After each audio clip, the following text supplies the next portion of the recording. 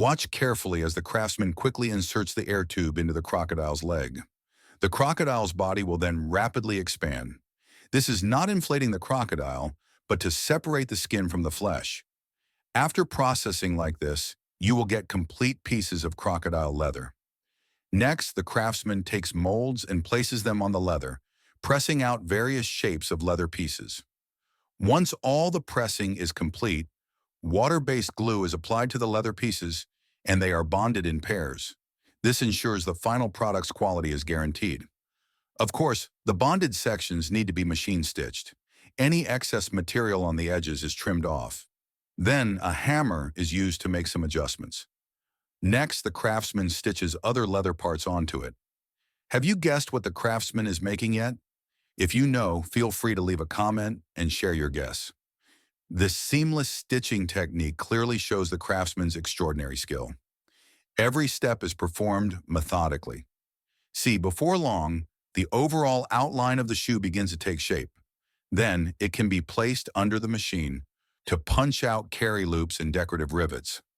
After that, the insole is installed, and the leather is tightened using a stretcher before nailing it into place. This ensures the shoe fits the customer's feet perfectly. Any excess leather around the edges is trimmed off with a sculpting knife.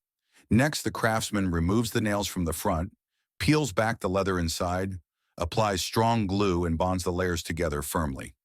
Using the stretcher again, they tighten and fix it bit by bit. This process requires the craftsman to have excellent control over their strength. Any small mistake could risk ruining the entire product. Once the glue sets, any excess leather is trimmed away. Next, glue is applied to the toe area, and a soft leather pad is attached for added comfort. After attaching the pad, glue is reapplied, and the outer layer of leather is adhered to the insole and nailed down securely. This step may look simple, but it's extremely precise. Each nail must be driven in carefully, one by one. After the glue sets, the surrounding nails are removed. Then a utility knife is used to cut along the middle of the sole, and the leather is turned outward. A hammer is used to secure it into place. Once again, glue is applied and a hard leather pad is attached, followed by a soft leather pad for the heel. This makes walking more comfortable. After the bottom is coated with glue, the sole is attached and reinforced with nails. To complete this intricate process quickly, the craftsman even holds nails in their mouth to speed up the work. Once the nails are driven in, the edge press is used to press and seal the shoe's edges. Excess material around the edges is trimmed off. Glue is applied again, and a middle sole is attached. Excess leather is trimmed, and any surface flaws are polished and smoothed with a grinder.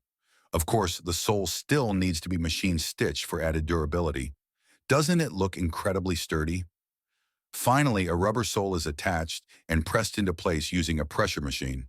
Then the shoe is finalized using an edge press and grinder to ensure everything is neat and polished.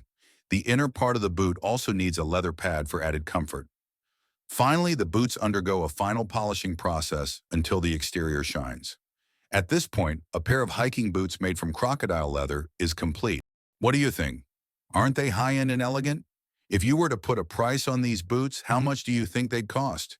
Feel free to share your thoughts in the comments. This is just the tip of the iceberg. There's even more incredible craftsmanship behind the scenes. Click follow now and join us on this exciting journey of innovation.